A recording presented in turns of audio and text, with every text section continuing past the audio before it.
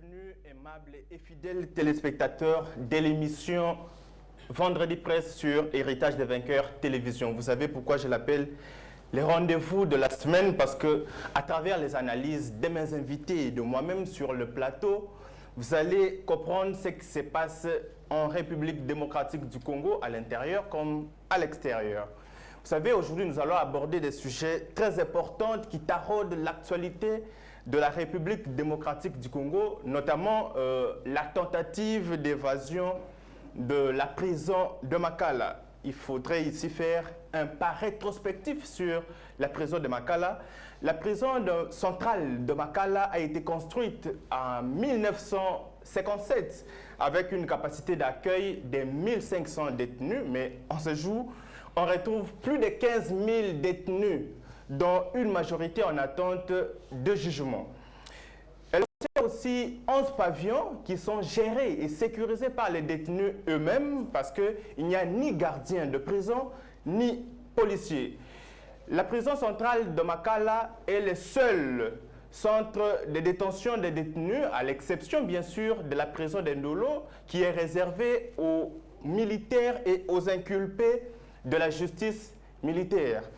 Les raisons d'évasion de la prison de Makala, pour parler de cette évasion, restent encore inconnues en ce jour, mais les autorités ont fait état d'au moins 125 ou 129 personnes ou détenus qui sont tués, dont 24 par balles réelles et d'autres sont morts, soit par étouffement, soit par bousculade, avec plusieurs femmes qui ont été violées. On quitte directement la prison de Makala pour parler maintenant du ministre de la Justice qui a été tenté d'être empoisonné, vous le savez plus que moi, que dans un communiqué rendu public par le cabinet du ministre de la Justice, qui relève que la police scientifique a découvert des preuves vraiment tangibles et inquiétantes d'empoisonnement dans son bureau et dans son antichambre. C'est-à-dire que tous les membres qui ont été diagnostiqués ou qui ont été en contact avec les bureaux ont été diagnostiqués positifs à l'empoisonnement. La question qui me revient juste à l'esprit, c'est de savoir à qui profiterait la mort du ministre de la Justice. Est-ce que c'est aux magistrats qui ont déjà mis sur table un bras de fer ou aux gestionnaires de la res publica, la chose publique, qui ont les deux pieds dans la mafia? Vous allez écouter les commentaires et analyses avec mes invités ici sur plateau. Je ne serai pas seul. Je commence à ma gauche et je voudrais qu'elle lui-même se présente. Bonsoir, messieurs. Bonsoir. Messieurs les journalistes. Vous êtes monsieur Vaillant. J'aime bien vous appeler monsieur Vaillant Caz. Alors, nous serons avec monsieur Vaillant Caz. À ses côtés, j'ai maître Raphaël Odoumé, qui n'est pas, bon, qui est déjà habitué de Vendredi Presse, à qui j'ai dit encore bonsoir. Bonsoir, messieurs les journalistes. Mary, je vole de votre temps pour parler d'un petit point qui dérange. Oui. Je suis passé, les téléspectateurs qui vous visionnent de partout m'ont dit, vous allez à la télévision, dites au président directement que les bourgmestres sont en train d'exagérer. Vous savez que dans les communes, il y a ce que l'on a appelé aujourd'hui taxe communale. Okay. Il s'avérait que c'est pour acheter de parcelles aux bourgmestres qui partent. Ça m'a inquiété. Le prix ou le taxe s'évalue par rapport à la figure de la personne. Il y en a qui paient 250, il y en a qui sont sommés à payer. $250. Il y a un de mes clients, parce que je suis avocat conseil, je lui ai dit de ne pas payer. Si c'est arrêté, qu'il vienne m'arrêter, parce que c'est intolérable. Et dans la commune de Nguérigueux, je ne connais pas si c'est déjà étendu partout, mais ça c'est un cas que j'ai de preuves et je dénonce.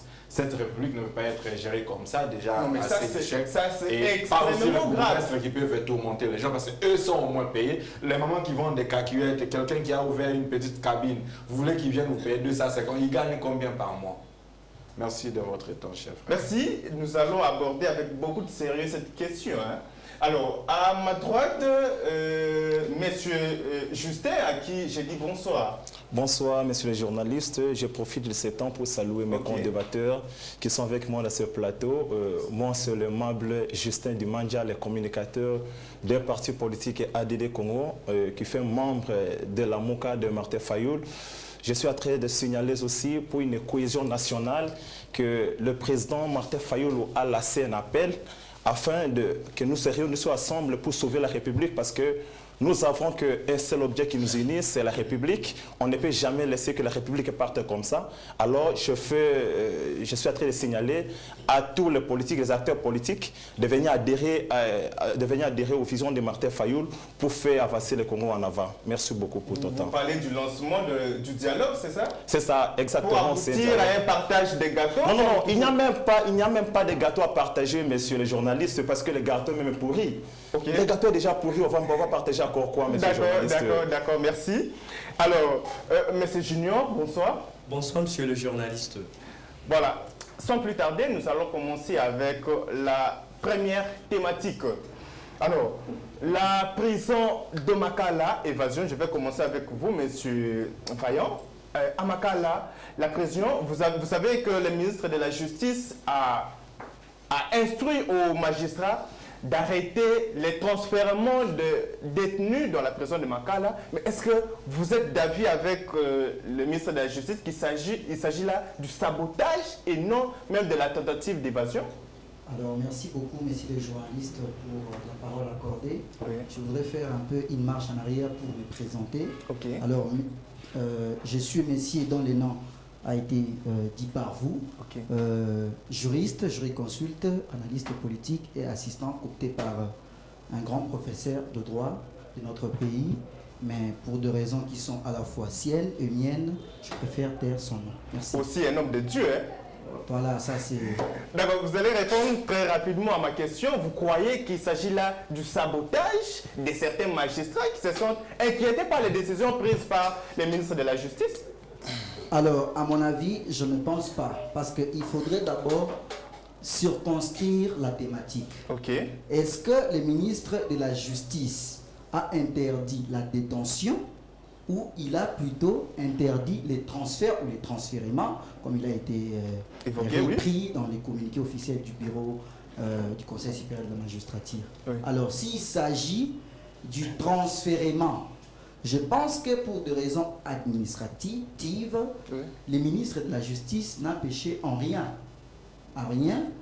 D'autant plus que, si vous lisez les dispositions pertinentes de l'article 10 de l'ordonnance qui institue les régimes pénitentiaires dans ces pays, alors vous verrez que la prison elle-même en soi n'est pas un établissement pénitentiaire destiné à recevoir en amont les prisonniers ou les gens qui ont été définitivement condamnés. Donc, je risque d'oublier, c'est une très belle analyse, je risque d'oublier. Alors, vous le savez avec moi, parce que vous êtes juriste, vous savez avec moi qu'avant d'envoyer quelqu'un en prison, il y a une maison d'arrêt. Alors, nous sommes en manque d'une maison d'arrêt, donc lorsqu'on prend quelqu'un du parquet directement, c'est à Matité. Mais comme il n'y a pas cette maison d'arrêt, alors où est-ce que les magistrats mettront les suspects ou alors les inciviques? Alors, je disais tantôt que oui, la prison centrale de Makala est un établissement pénitentiaire qui est destiné à recevoir les gens qui sont condamnés par un jugement devenu définitif, oui, et non les détenus préventifs. Alors, il s'est fait que nous sommes bités à un problème de l'ineffectivité de la loi, puisque cette loi dont j'ai parlé tantôt, oui, a créé non seulement les prisons, mais aussi en annexe, elle a créé, je parlais de cette ordonnance bien sûr, oui, elle a créé les maisons d'arrêt. Alors, l'ineffectivité, c'est dans le sens où, pratiquement, sur le terrain, nous ne voyons aucune maison d'arrêt qui devrait être annexée à chacune des prisons instituées. Alors, le problème, c'est qu'à chaque fois qu'un magistrat se voit, pour des raisons qui sont bien évidemment énumérées par la loi, pour des raisons qui tiennent oui, se voit contraint d'émettre donc l'émission d'arrêt du mandat d'arrêt provisoire, alors en principe il est censé envoyer cet inculpé dans une maison d'arrêt. Oui. Or, la maison d'arrêt elle-même n'existe pas. D'où l'obligation pour les magistrats de transférer, ça c'est la pratique judiciaire qui relève que les magistrats transfèrent les détenus préventifs, prison bien directement. entendu, en prison. Alors, je vais prendre Maître Raphaël. Maître Raphaël, peut-être que vous avez bien suivi tel que j'ai dit, que la majorité des détenus qui sont dans la prison de Makala sont en attente du jugement. Alors que normalement, quelqu'un qui n'est même pas encore jugé ne peut pas être envoyé dans une prison parce qu'il n'y a pas de maison d'arrêt. Est-ce que vous êtes d'avis avec moi à travers cette allocution que les problèmes qui touchent beaucoup la République démocratique du Congo, c'est l'inapplicabilité de textes? Est-ce que vous êtes d'avis avec moi, maître? Merci beaucoup. Je ne peux pas le dire ici, mais je suis tenu maintenant de le dire que je présenterai mes condoléances à une partie opposée. Nous étions dernièrement mercredi avant que ces événements ne passent à Makala. Et nous avons été en face d'un frère qui n'est plus trouvable. Forcément, il est soit à la morgue, soit introuvable. Vous me répétez, sa suite, c'est Dieu. Ce sont les événements de la vie.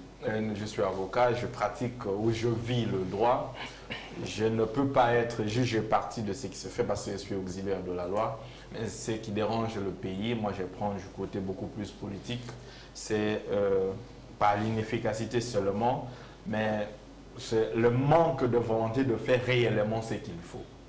Il vous souviendra qu'il y a un budget qui a été au gouvernement, je pense, Ilou Kamba. Il y a un vice-ministre de la Justice qui est interpellé pour ça. Il y a un montant, un gros montant qui était sorti pour construire soit un autre centre d'incarcération, soit effectivité de la maison d'arrêt. Ça n'a pas été fait. Maintenant, la question que moi je veux beaucoup plus m'atteler sur, c'est votre inquiétude. Que fera le magistrat à cette heure ici? Parce qu'il n'a que 48 heures, sauf dérogation de ce qu'il peut demander à son autorité hiérarchique de garder avec lui ou dans la cellule, dans le parquet et tout, le détenu qu'il trouve suspect, soit il n'a pas une habitation fixe, soit la preuve qu'il a, lui le magistrat, culpabiliserait celui qu'il a avec lui. Qu'est-ce qu'il fera avec? Il l'aura gardé plusieurs jours. Alors, lorsqu'il le garde, il ne viole pas la loi. Ce sont des questionnements qu'on peut se poser. Mais au-delà de tout, le ministre parti et revient pour nous dire que ce n'était pas une tentative d'évasion, mais plutôt un sabotage. Qu'est-ce qui sabote qui? Qui entre dans la parcelle de l'attribution de qui? Vous savez que M. Constant Moutamba, c'est un avocat, un confrère du même barreau que moi. Ce qu'il fait, c'est bien s'il fallait aider le président. Mais aussi, ce n'est pas de ses attributions comme exécutif de ce qu'il fait. Il n'est pas de ce droit de partir comme ministre, de s'asseoir et commencer à demander, monsieur, viens, toi tu as fait quoi? Sors. Il devrait instruire. Il y a une parcelle, il y a des lignes qui doivent être suivies. Il est ministre, il y a un centre où ils peuvent se rencontrer avec le premier président et tout. Ils disent pour des infractions bénines, ou le fait bénin, je devrais dire, pour les gens qui se sont battus, soit qu'on a ramassé lors d'un check-up, sortez-les parce que nous n'avons pas de place.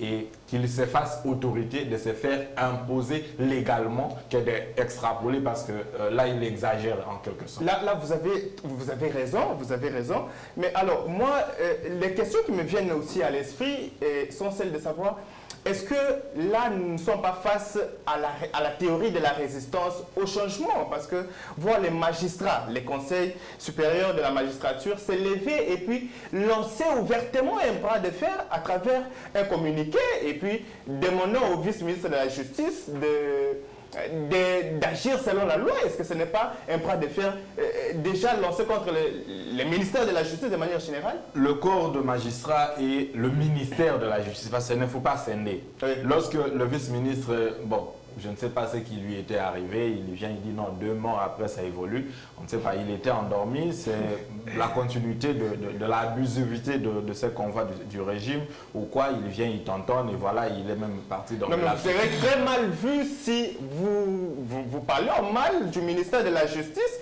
qui est jusque-là, qui fait de très bonnes choses applaudie par la population. Si vous me donnez, je vous ai toujours demandé de comprendre ma philosophie, vous aurez entendu. Okay. J'ai dit qu'il ne faut pas scinder le ministère et le vice-ministre. Je voudrais que ça soit pris en tout, et vous prenez le corps de magistrat en tout. Oui. Qu'est-ce que le magistrat ne veut pas entendre?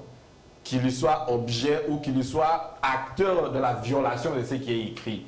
Non, demander aux magistrats de mettre l'argent dans une banque pour que cela soit bien canalisé, non, mais moi je suis d'accord. Je suis praticien de ça. Ce que vous mettez dans le main d'un greffier, ça va où? Non, mais ce qui est sûr... Pas cela, moi je ne suis pas dans ça. Sûr, vous ne verrez pas les microbes, mais vous verrez le développement des microbes à travers la fièvre. C'est-à-dire, cette réaction, c'est suite la RDC ne souffre même plus.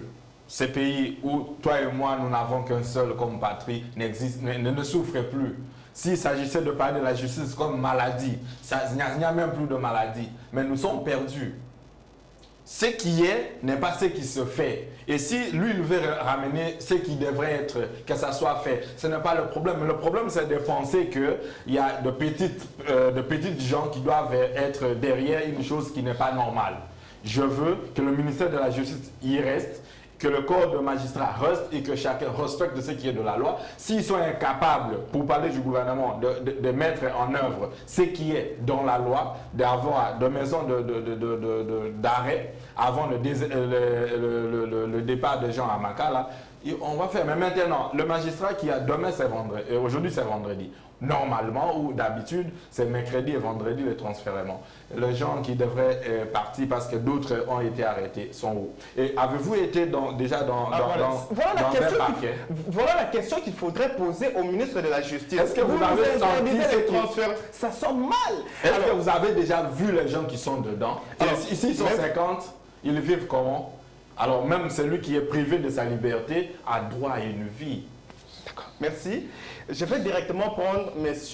Junior. M. Junior, je vous présente ici comme directeur de cabinet du président de la MERSAC. Je ne sais pas si vous avez prévu un petit mot sur la MERSAC avant que vous ne répondiez à ma question très rapidement. Mais certainement, nous avons prévu un petit mot, sûrement. Très rapidement, on va... En fait, j'aimerais lancer un message d'éveil des consciences des jeunes étudiants et sans courroie sûrement pour adhérer à cette structure d'ampleur indéniable. Vous remarquerez que la MERSAC est un peu plus oubliée. Pourquoi? C'est parce que les jeunes ne veulent plus adhérer pour développer des idées. Ils aiment plus discuter sur des faits politiques qui parfois ils ne veulent pas inclure de la science. Vous sentez que c'est trop... en fait, je pouvais dire que ce n'est pas trop professionnel.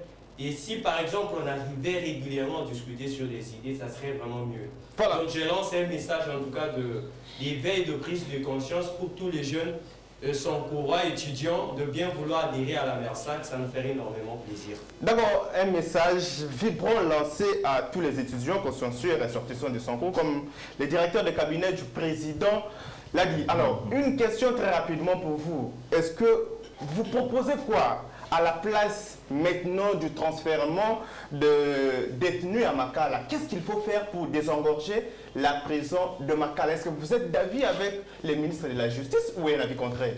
En fait, moi, je ne peux d'ailleurs qu'applaudir le ministre de la Justice. Je ne vois pas quelque chose du mal qui y est arrivé. Bon, c'est comme un Moïse qui vient vous sauver de l'Égypte et par la suite... vous commencez à le critiquer. Déjà, on dit qu'on ne peut pas plaire à tout le monde. C'est ce qui est d'abord sûr. Le ministre de la Justice n'a fait que... En fait, il n'a fait qu'agir en bon père de famille. J'ai entendu le co-débatteur déjà avouer que non, le pays n'est plus malade et que la justice est bien rétablie. Donc, c'est ce qui fait déjà que non, il s'oppose au président de la République qui déjà dans sa déclaration, la justice était malade. Et cela, je pourrais aussi m'allier aux propos du professeur Jacques Njoli et Singekeli. Lui qui estimait déjà que non, sûrement la justice est malade. Mais qu'il ne faudrait pas se limiter à dire que la justice est malade. Il faut sûrement d'abord chercher les symptômes de cette maladie. Okay. En plus, chercher des moyens pour remédier à ça. Bon, quant à moi, j'estime qu'il faudrait d'abord comprendre dans quel contexte il est arrivé quand même à prendre cette décision, et faire sortir des gens qui étaient en prison mieux évadés. Mais comme proposition, pour qu'on puisse trouver le transfert par rapport à votre question, j'estime que jusque-là, il faudra peut-être trouver il faudrait d'abord prolonger le délai, vu qu'on n'a pas encore, vous comme moi, tous sommes sans ignorer que l'établissement n'est pas encore mis en place pour qu'on puisse mettre ces détenus.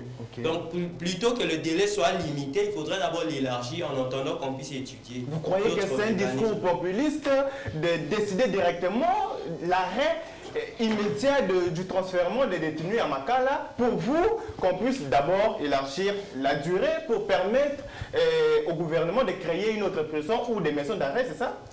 Bon, en fait, il faudrait qu'on puisse permettre ce délai-là parce qu'on ne peut pas laisser cela à la merci de tout le monde. Si on libère ces gens, vous verrez que non, ça risque maintenant de favoriser l'incivisme.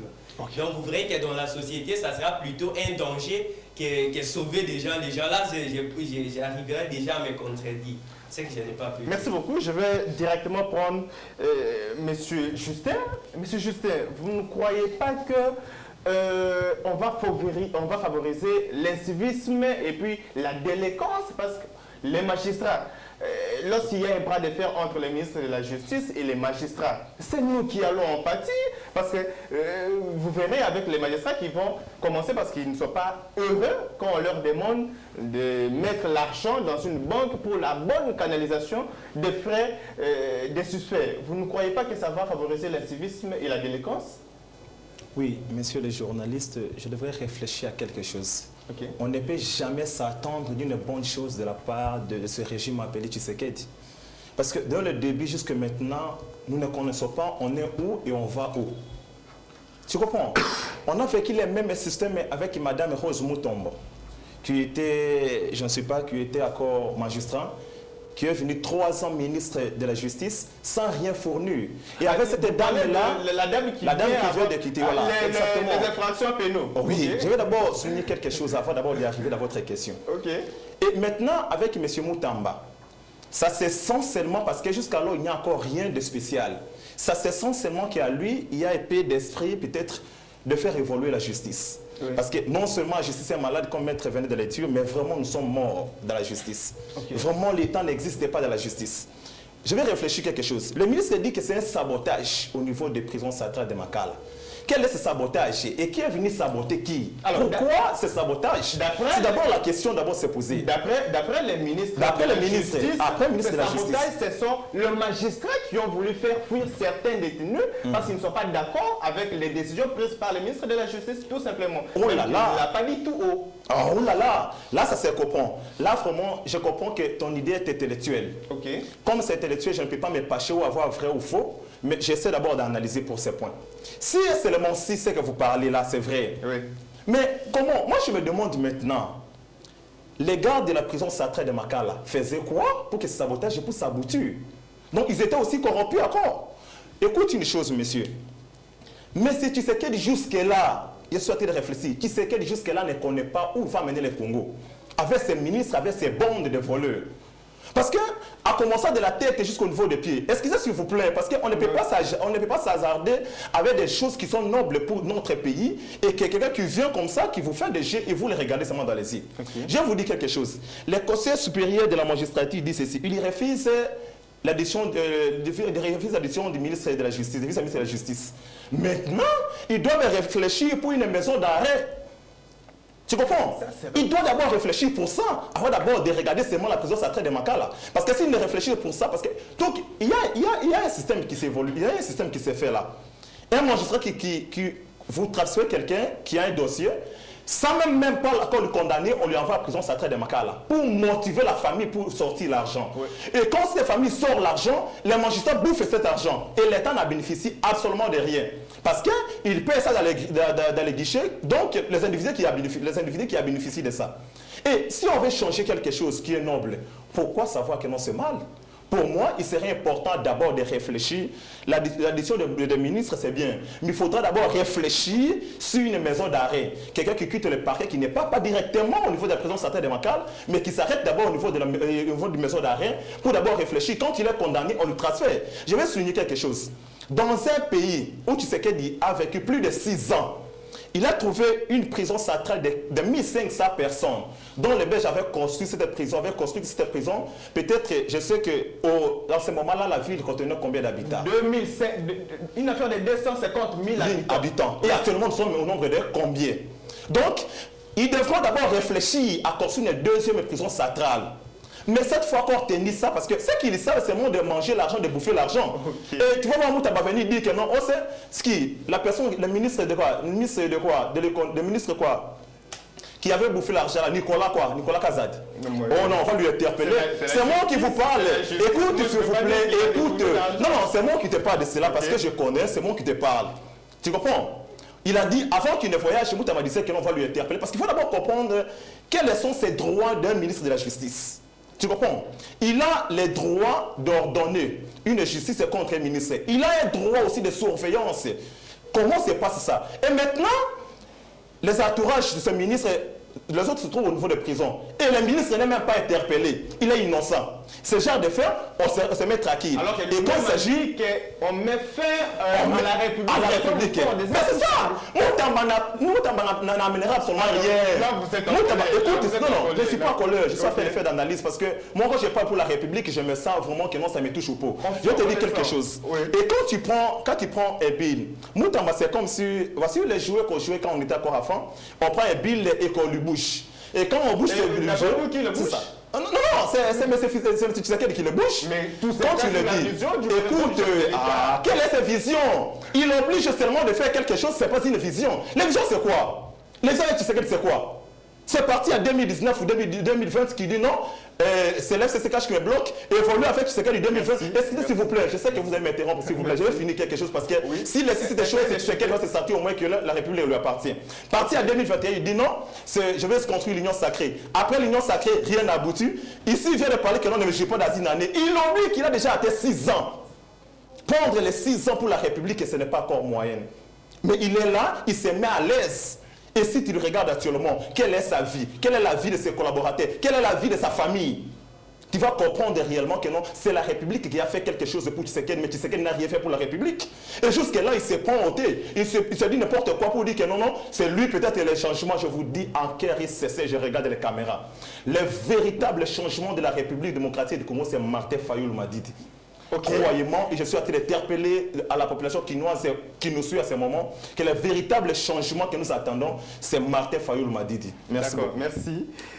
Vous l'avez suivi, le véritable changement, c'est Martin Fayoulou Madidi. Vous aviez quelques mots à dire? S'il vous plaît, messieurs les journalistes, je voudrais un peu faire une récapitulation par rapport aux propos ainsi qu'affirmation pratiquement gratuite que vient de tenir mon co-débatteur.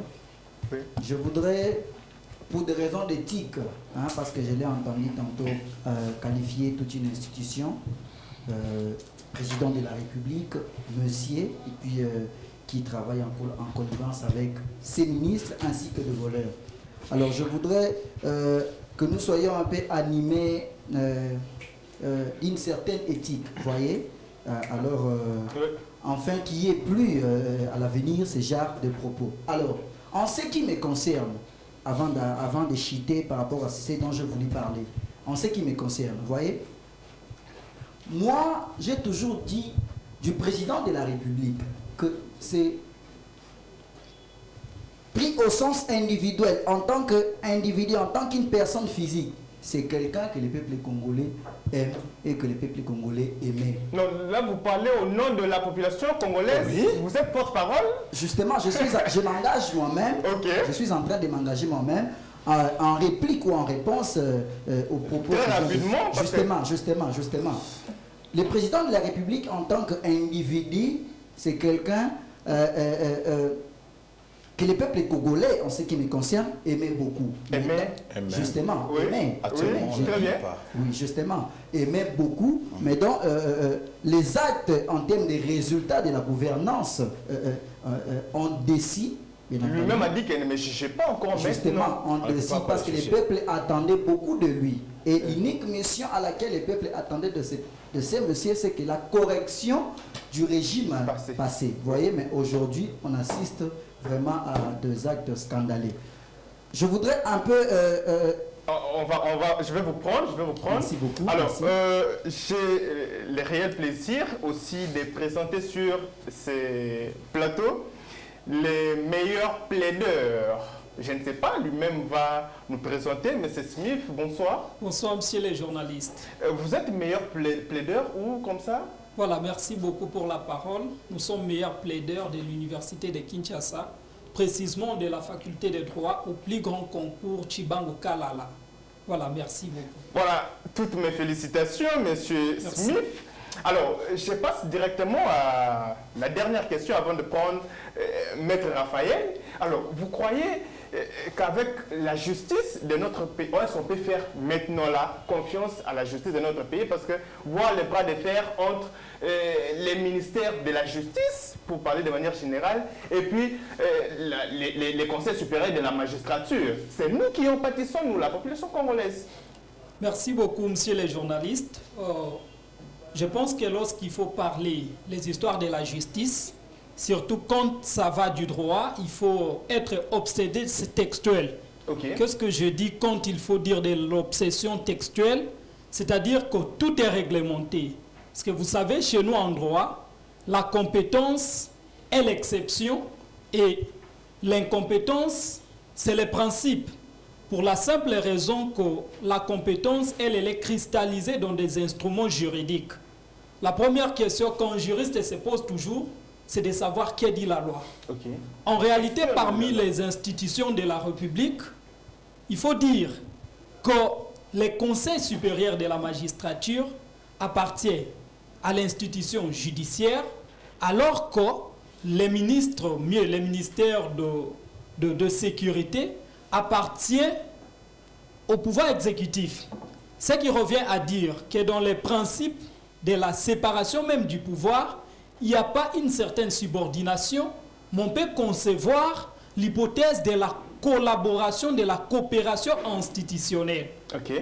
Laquelle hypothèse, si elle n'est pas respectée, on peut vivre des empiètements, des usurpations et même des excès de pouvoir, ce qui pose déjà un grand problème. Vous savez très rapidement que les problèmes qui se posent en République démocratique du Congo, c'est surtout l'inapplicabilité des textes. Nous avons tous les textes qu'il faut, mais on ne les respecte pas. C'est les problèmes qui se posent presque partout, dans tous les secteurs. Évidemment, même quand on n'applique pas les textes, n'est-ce pas, il y a encore des textes qui prévoient les sanctions en cas de l'inapplication des textes. Alors, ce qui revient à dire. Vous l'avez dit, actuellement, la normale devient normale. Parce que lorsque vous demandez à quelqu'un de ne pas jeter une bouteille d'eau sur la rue, il dit « Ayom Tobogisa Congo ». Vous voyez qu'on trouve anormal le simple fait d'être normal. Permettez-moi, monsieur le journaliste, de vous dire qu'en réalité, les ministres de la Justice et ce qui s'est passé actuellement, à l'occurrence les magistrats du parquet, il y a en réalité une réglementation qui permet, n'est-ce pas, la subordination, mieux la coopération entre le ministre de la Justice et les magistrats du parquet. Vous allez vous réaliser que la Constitution de 2006 posait les parquets dans les cours et tribunaux, voyez, comme organe attaché aux cours et tribunaux. Mais actuellement, avec la modification de 2011, la Constitution a supprimé cette disposition. Et nulle part dans la Constitution, nulle part, vous allez voir l'identité nette et fragile du parquet. Mieux, les magistrats du parquet n'ont pas d'identité dans la Constitution. Merci. Ce qui pose problème, vous allez comprendre que cette coopération avec les ministres de la Justice, mais il faut aussi rappeler qu'ils sont toujours régis par les conseils supérieurs de la magistrature.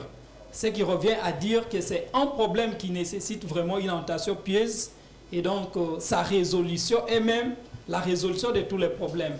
Voilà.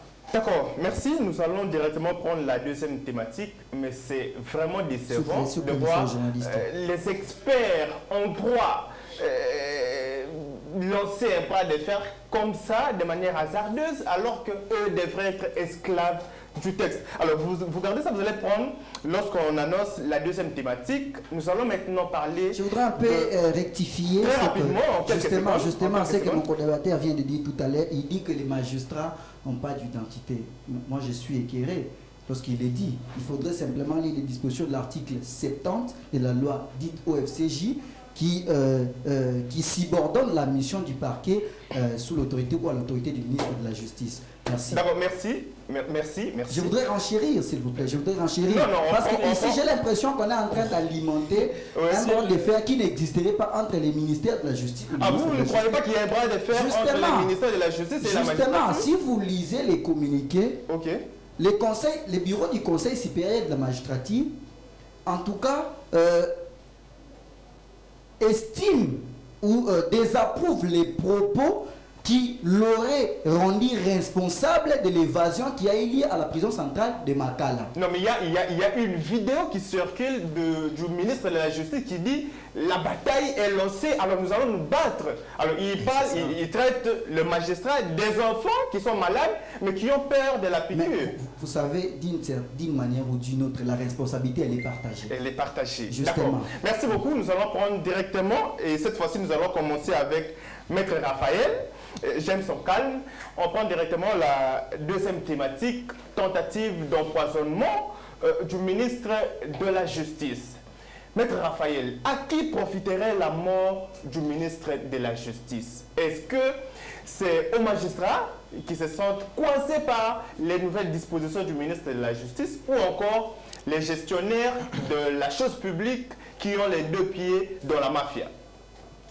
Bon, chers journalistes, c'est à vous de beaucoup plus enquêter sur ces choses. Je ne connais même pas qui a été empoisonné, qui ne l'a pas été. Du moment où il n'y a pas un rapport légiste. Non, mais il y a comme je l'ai dit, il y a un rapport de la police scientifique qui a découvert des preuves inquiétantes d'empoisonnement dans le bureau et l'antichambre du ministre de la Justice. Vous savez quand est-ce qu'un document est opposable à tous? C'est pourquoi je n'ai pas voulu vous amener dans cette terrain-là. Moi, je reste dans ce qui a été empoisonné, pourquoi, par qui. Vous et moi, nous ne le connaissons pas. À qui profite la mort de qui? Parce que tout le jour, les gens meurent. Les gens sont morts plus de 100 à la prison. Vous avez le premier d'entre nous qui est plus fait que consoler même le peuple congolais. Alors, la mort d'un futur profiterait à qui, sinon à celui qui a pensé les tuer. Je veux un peu plus ramasser 2-3 choses. Avant que vous ne ramassiez, du côté de Fayoulou, ils encouragent quand même les bonnes actions du ministre de la Justice. Et vous, de Moïse Katoum, vous êtes catégorique. Vous voyez tout en noir. Je suis katoumiste, Sanga. J'ai partagé la table.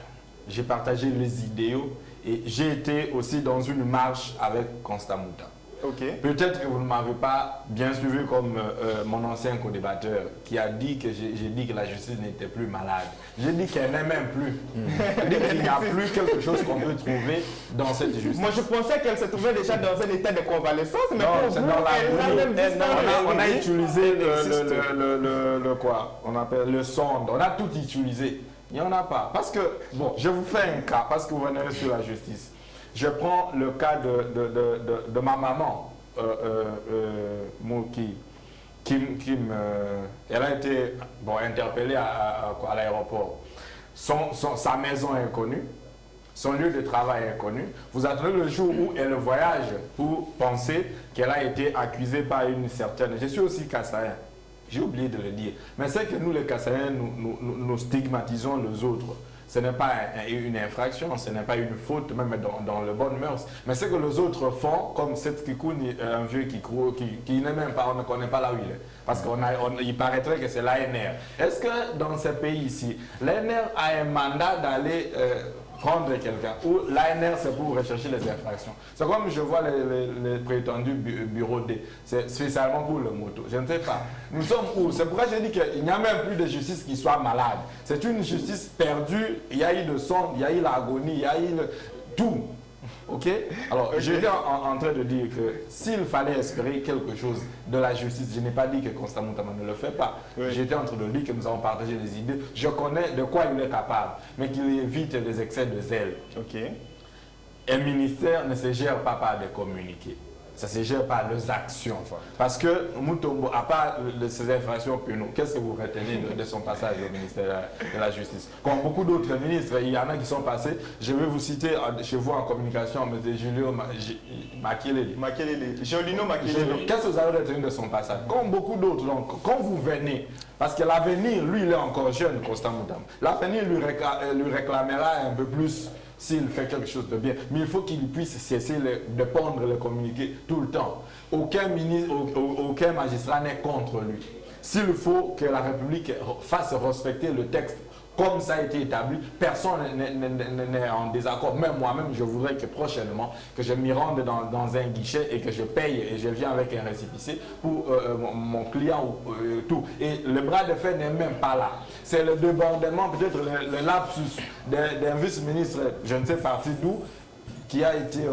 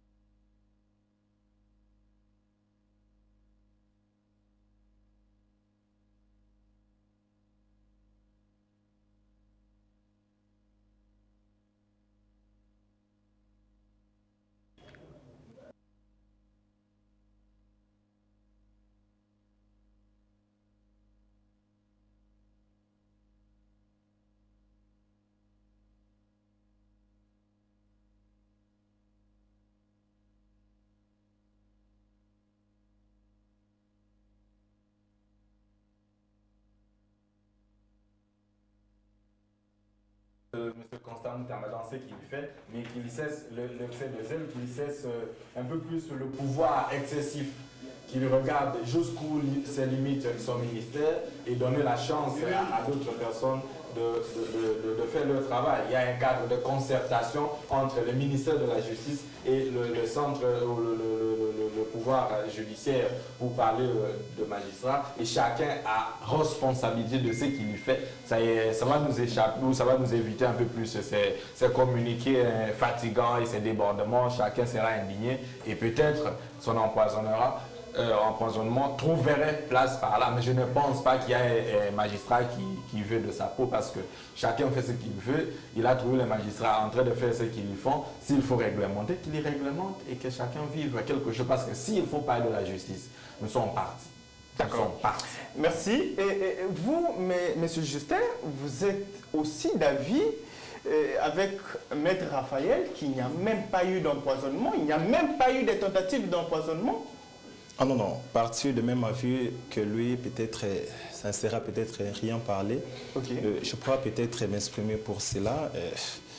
Normalement, il y a des tentatives de poisonement parce qu'il y a les polices scientifiques qui ont dit que non.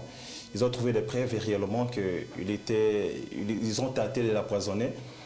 Ce qui est sûr. Parce que jusque-là, tout le monde qui ont été en contact avec le bureau ont été diagnostiqués positifs à l'empoisonnement. Non, non. Ce qui est vrai, réellement, ils ont voulu faire quelque chose. Okay. Mais dire que cette personne qui a voulu faire cette chose, ça c'est trop dur parce qu'on n'a pas encore eu de précision. On n'a pas de preuves. On n'a pas de preuves qui nous parlent que non, c'est cette personne qui a voulu peut-être lui causer des problèmes. Nous ne connaissons pas. Mais ce qui est vrai que Constant Moutamba, s'il a la volonté de faire quelque chose de bien, nous, en tant que Congolais, nous sommes derrière lui et nous l'encourageons peut-être à partir de l'avant. Donc vous, de Fayoulou, vous êtes d'accord avec les actions de Constant Moutamba? Non, non, non. Parler que nous sommes d'accord avec les actions de Constant Moutamba, ça c'est trop dur. Okay. Parce que ça c'est vouloir peut-être mélanger quelque chose qu'on ne peut jamais mélanger. Non, mais vous je t'ai dit ceci. Il a quand même les soutiens. Voilà, je t'ai dit ceci. Ce qui est bon pour la République, nous l'applaudissons, nous disons vent à l'avant. Oui. Tu comprends? Oui. À ce point-là que je suis en train de te dire que non, avec Constant Moutamba, tout ce qui va faire de bon pour la République, nous, de la Mouka, nous l'encourageons. Et Assemblée de mon parti politique, elle a dit le Congo de Prince Epenge, nous l'encourageons, qu'il aide à l'avant. Ok. C'est ça. D'accord. Merci. Je vais directement prendre M. Vaillant. Alors, M. Vaillant, vous croyez aussi avec nous qu'il y avait eu tentative d'empoisonnement? Alors, est-ce qu'il n'y a pas de caméras cachées au ministère de la Justice pour voir qui a tenté d'empoisonner les ministres de la Justice ou soit les membres du cabinet du ministère de la Justice? Alors, merci beaucoup. Une fois de plus, messieurs les journalistes, vous savez, en tant que juriste, je suis astreint à une certaine éthique dont je parlais tantôt. Je reviendrai sur ça à maintes reprises. Et en tant que tel, je ne voudrais pas faire des affirmations gratuites. Mais ce qui est vrai, nous sommes dans un pays où déjà qui est pratiquement malade, comme l'un de nous l'a dit. Et malheureusement, si lui a dit que la justice n'existe même plus. Justement, il est peut-être allé au-delà, peut-être allé au-delà, mais la justice, elle est là, seulement que nous déplorons tous les pratiques relatives ou qui résultent de cette justice-là. Cependant, vous savez, nous sommes dans un pays où, à chaque fois où vous êtes animé de l'intention de bien faire, il y a toujours des gens qui vont vouloir à votre vie. Alors, si les ministres de la Justice, aujourd'hui, les faits s'avéraient vrais, qu'il aurait été empoisonné, alors